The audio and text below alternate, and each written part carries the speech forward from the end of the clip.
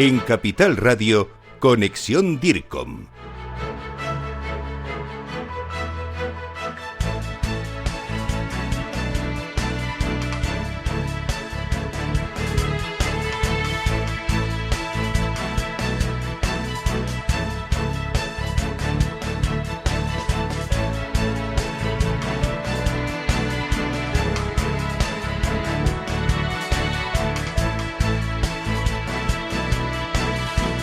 Bienvenidos y bienvenidas a Conexión DIRCOM, Todo Comunica, el podcast de la Asociación de Directivos de Comunicación. Soy Gonzalo Prieto y junto a John Martínez en el control técnico os damos la bienvenida a este espacio donde cada semana reflexionamos sobre el papel de la comunicación en la sociedad y en las organizaciones. Hoy hablaremos de comunicación clara en las políticas públicas, y es que cuando los mensajes públicos, los que se lanzan desde los gobiernos y administraciones, no se entienden, la democracia se resiente. Hacer comprensible lo que se comunica desde las instituciones es una responsabilidad, y es así como lo vemos aquí en Conexión DIRCOM. Por eso hemos preparado este programa en el que vamos a analizar qué significa comunicar claro, por qué sigue siendo un reto en la administración y cómo los profesionales del lenguaje y de la comunicación pueden ayudar a reducir esa distancia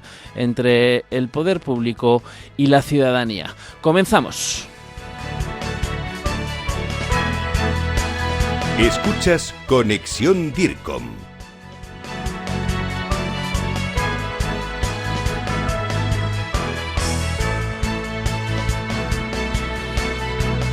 Para profundizar sobre la claridad en la comunicación pública, contamos hoy con dos invitados que llevan años trabajando por un lenguaje más claro y eficaz. Nos acompaña Estrella Montolío, es filóloga y experta en lenguaje claro, asesora en proyectos de comunicación institucional y autora de diversas guías de estilo sobre comunicación pública. Entre sus publicaciones más recientes destacan los artículos El lenguaje claro y los poderes públicos y las iniciativas por una comunicación institucional más clara en España. Es autora de los libros El derecho a entender, La comunicación clara, la mejor defensa de la ciudadanía, publicado junto a Mario Tascón y que acaba de ver su tercera edición, y Comunicación tributaria clara, una aproximación interdisciplinar. Bienvenida, Estrella. Hola, muchísimas gracias. Y también nos acompaña aquí desde el estudio Antonio Martín, CEO de Cálamo y CRAN y embajador en España de la plataforma internacional Plain Language. Antonio acaba de recibir dos importantes reconocimientos por su labor de difusión del lenguaje claro: el premio especial de la Organización Internacional Plain, otorgado en su congreso de noviembre, que distingue su trabajo como referente y embajador de esta corriente en España, y el Global Democracy Award, recibido en Washington junto a Rubén Vinagre por su boletín Radar, una publicación pionera que difunde las iniciativas sobre lenguaje claro en el ámbito hispanohablante. Antonio, un placer tenerte aquí. Muchas gracias, Gonzalo, y un saludo para Estrella, por supuesto. Exacto, qué bien encontrarnos aquí, Antonio. Sí, un gusto. Bueno, comenzamos con una primera pregunta para los dos. Me gustaría que nos explicarais de manera clara qué se entiende exactamente por lenguaje claro, ¿no? ¿Cuáles son los principios básicos? Antonio. Bueno, yo creo que en eso estamos de acuerdo. Vamos a estar de acuerdo, sí. Afortunadamente. Y para decirlo de una manera clara, bueno, pues para eso también hay unos principios que rigen una norma internacional que es la ISO, y creo que un mensaje es claro siempre y cuando cumpla 3 o 4 condiciones. La primera es que sea fácil de localizar la información que se haya dispuesto en el mensaje, que cualquiera que se meta en un texto, por ejemplo, con lo que está trabajando ahora el equipo de Estrella, un texto de la agencia tributaria, con lo revesado que es, pues seguro que ahora lo van a poder encontrar con mucha más facilidad. Encontrar la información en primer lugar. El segundo punto es comprenderla, y comprenderla yo creo que tiene una definición que es fácil de entender también, es decir, que lo leas una vez y lo entiendas, de una sola lectura, que eso no suele pasar. La tercera es que sepa la persona a la que está dirigida ese mensaje, que sepa qué hacer. Lo ha leído, lo ha comprendido, ha localizado la información y sabe entonces qué hacer. La toma de decisiones es crítica. Y bueno, en la ISO se añadió un punto también que yo creo que es importante, y es que toda esa información tiene que ser pertinente. Se tiene que centrar en lo que necesita saber y esté adecuado también al receptor. Yo creo que esos son los 4 puntos esenciales. Efectivamente, y dado que se trata de un estándar internacional, tal como Antón avanzaba, yo coincido plenamente en esa definición. Y Estrella, ¿por qué cuesta entonces tanto aplicar el lenguaje claro en el caso de las políticas públicas? ¿Crees un problema de estilo o es también un problema de cultura institucional? Bueno, hasta recientemente lo que teníamos era resistencias porque se pensaba de manera errónea que estos procesos de clarificación eran una especie de fenómeno estrambótico y un hipismo extraño, ¿no? Ahora ya nuestras instituciones públicas están alineadas, por lo menos en lo que tiene que ver con la fase, por decirlo así, de declaraciones, de declarar que están completamente de acuerdo con transformar la comunicación de sus organismos a fin de que la ciudadanía, los usuarios en general, puedan entenderla.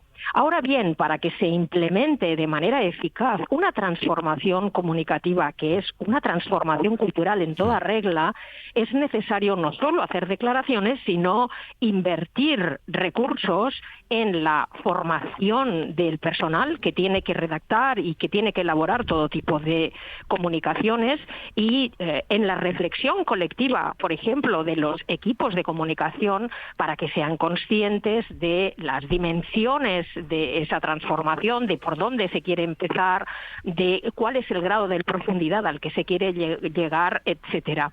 Claro, esto no siempre es fácil, ¿verdad? Porque también hay lo que llamamos resistencias identitarias. Hay colectivos enteros que se resisten a abandonar unas prácticas, una manera de escribir bastante oscura, incomprensible, en la que se sienten seguros, porque les defiende de algún modo de las posibles críticas, dado que si nadie entiende, bueno, pues eso me protege. Pero yo creo que, y creo que Antón va a estar de acuerdo, en que estamos en estos últimos tiempos en una fase muy positiva, porque por lo menos ahora las instituciones todas coinciden en declarar abierta y claramente la necesidad de llevar a cabo esos procesos de clarificación.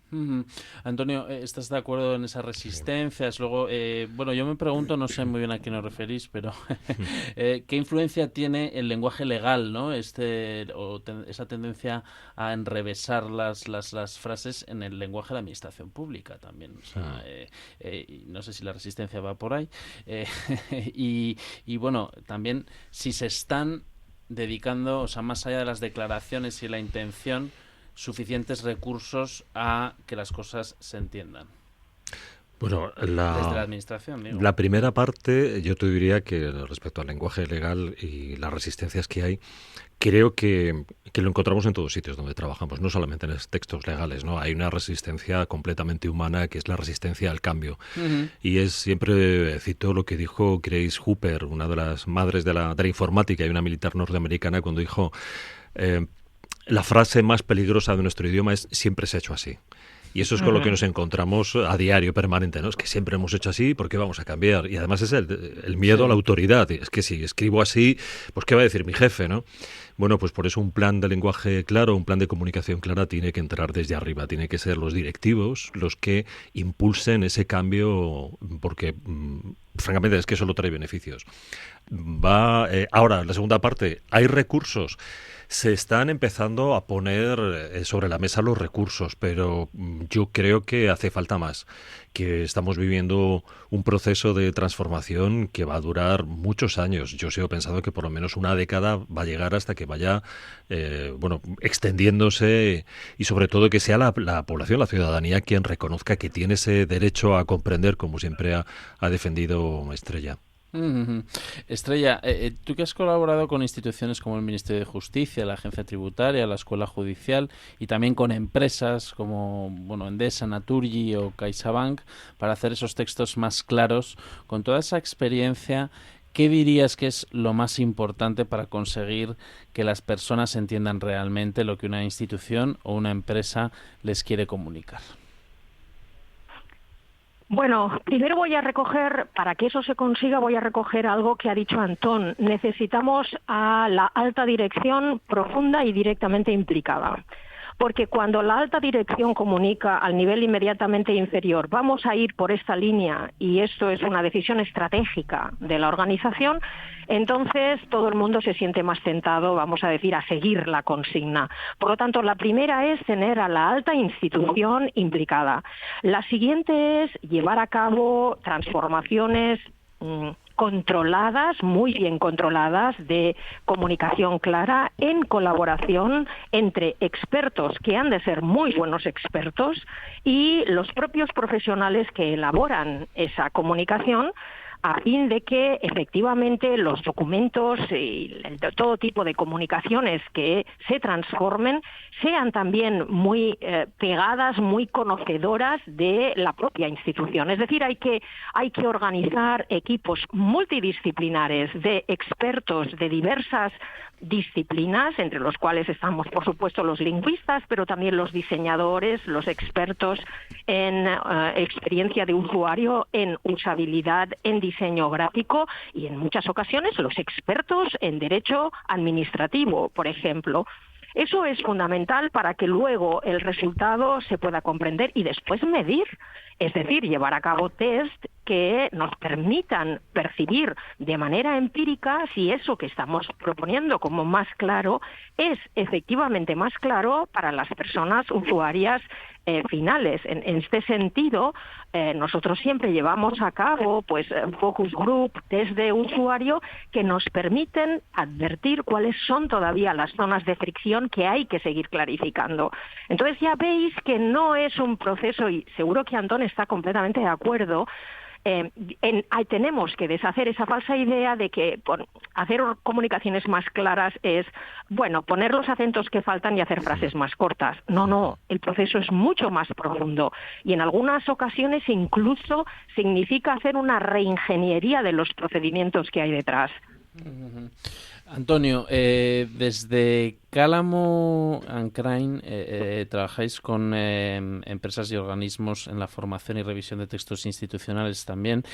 ¿Qué errores son más frecuentes cuando las instituciones se comunican con la ciudadanía? Pues precisamente esos errores tienen que ver con lo que estaba citando Estrella.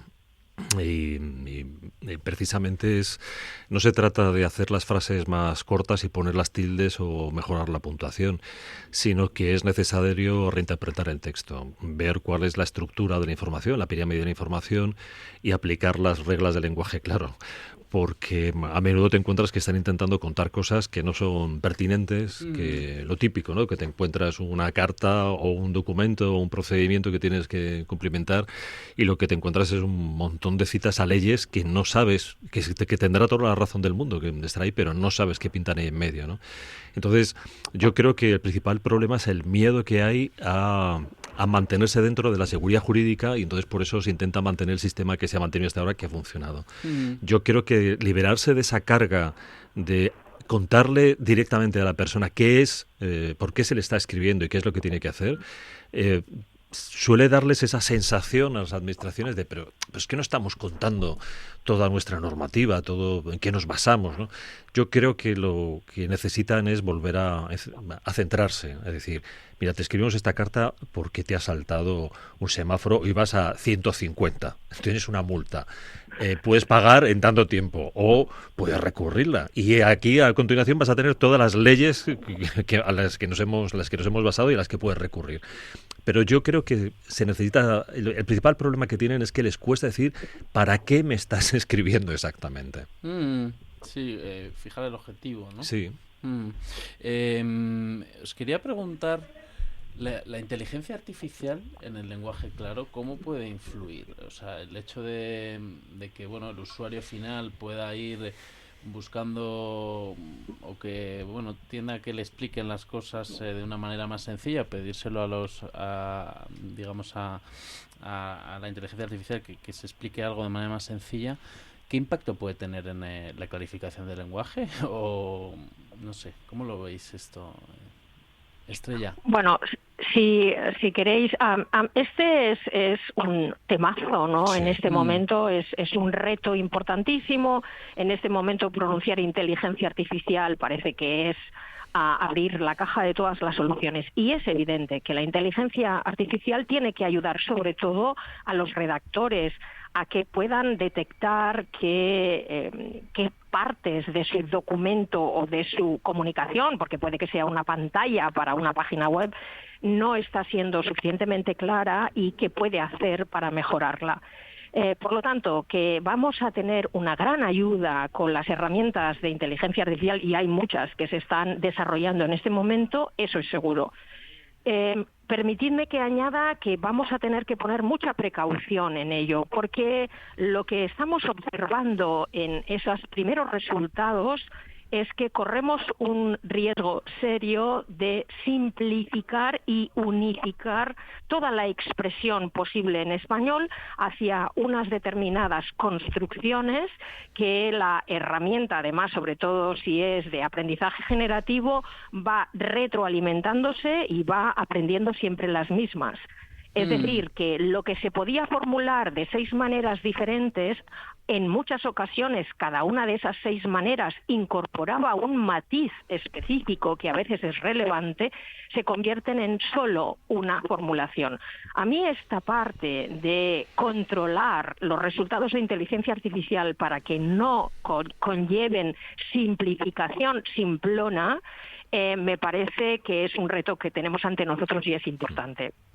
Sí, yo creo que hay eso, exactamente. Hay pros y contras, desde luego. Por ejemplo, en nuestro equipo lo que estamos haciendo es ayudar a las empresas y entidades con las que trabajamos a que preparen su inteligencia artificial con la que ya están trabajando. Pero tienen que enseñarle a trabajar con inteligencia artificial, porque en algunos casos se considera un mero traductor, y sin menospreciar ni de lejos el trabajo de la traducción, que es arduo y duro. Pero no consiste en traducir, no es volver a contar lo mismo que se está contando en ese documento de una manera más clara, porque entonces no se interviene ni en la pirámide de la información, ni en lo relevante, ni nada. Entonces creo que es un ejercicio de reflexión. Y ahí incluso puede ayudar la inteligencia artificial si se sabe cómo manejarla. Pero, como dice Estrella, desde luego existen esos problemas. De hecho, también sigue habiendo otro, y es que necesitamos grandes modelos de lenguaje en español mucho más claros, definidos y bien ajustados.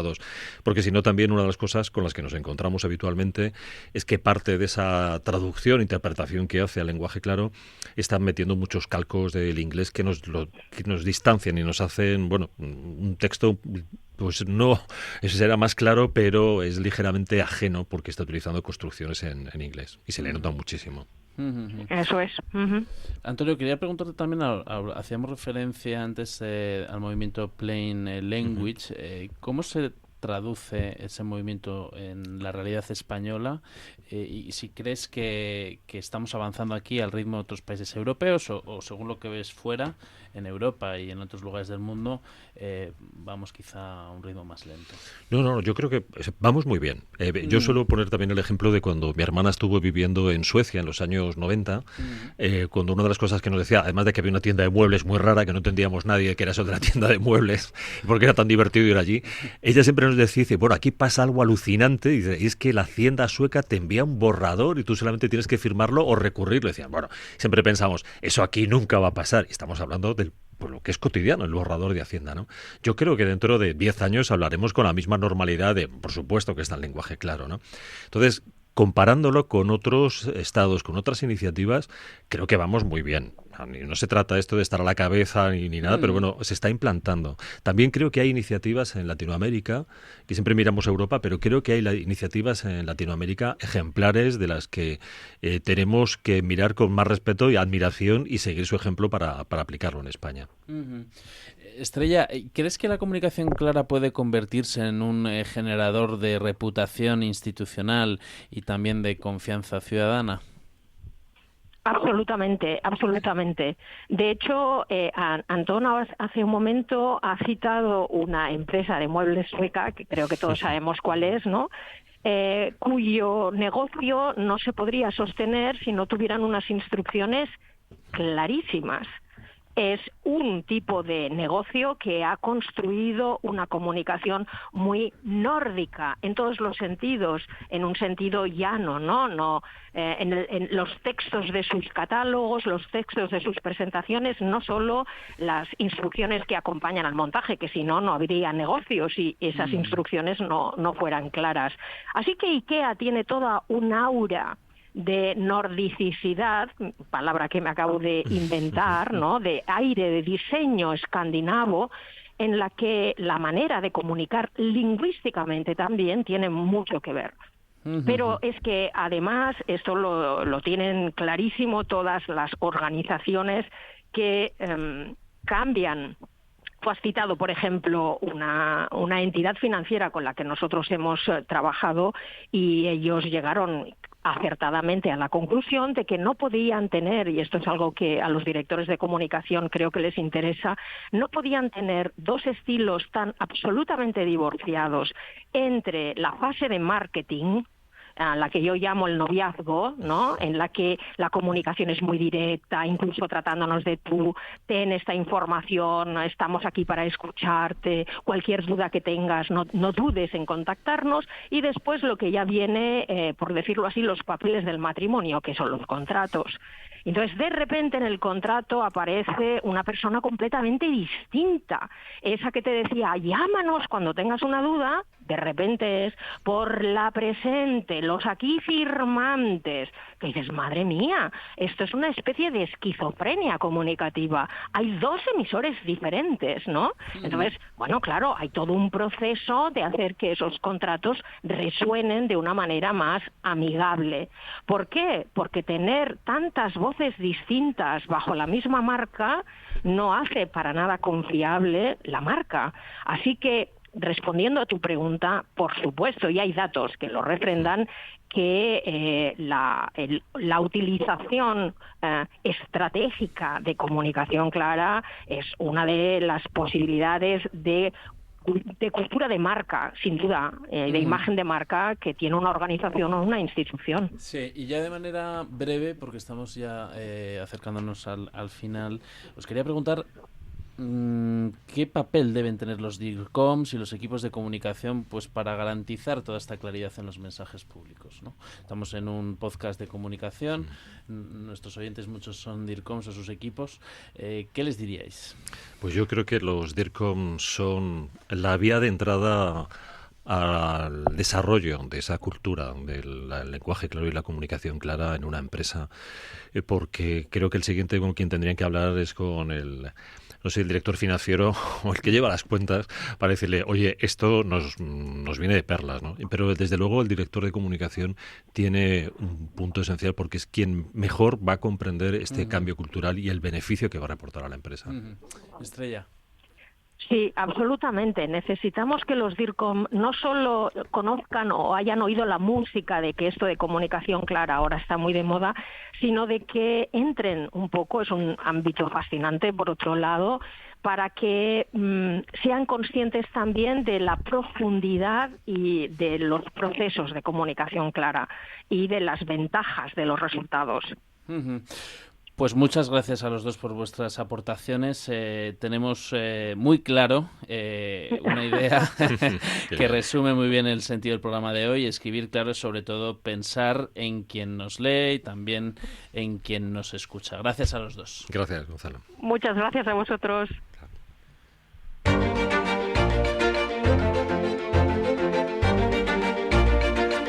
Aula DIRCOM, tu espacio formativo. Llega el momento de nuestro espacio Aula DIRCOM, donde cada semana recogemos consejos prácticos para los profesionales de la comunicación. Hoy contamos con Rafa Camacho, director de clientes, proyectos y servicios en el equipo de comunicación clara de Prodigioso Volcán, una de las agencias pioneras en impulsar el lenguaje claro en España. Rafa nos explica la importancia de utilizar este tipo de lenguaje desde las organizaciones. Vamos a escucharlo. La comunicación clara y las políticas públicas están estrechamente vinculadas por un mismo propósito: transformar la realidad para mejorar la vida de las personas.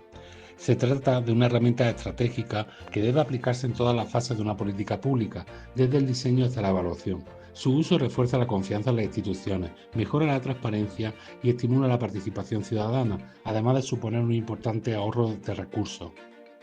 A nivel internacional, los países anglosajones y nórdicos han sido pioneros en esta materia con un gran protagonismo de la sociedad civil. En el ámbito estrictamente institucional, Estados Unidos, Reino Unido, Canadá o Suecia, entre otros países, han dado directrices comunes a todos los departamentos y han creado estructuras estables para garantizar la claridad en la administración pública. España ha seguido estos modelos con avance en 5 áreas. En el plano normativo destaca su amplia presencia en las leyes de transparencia.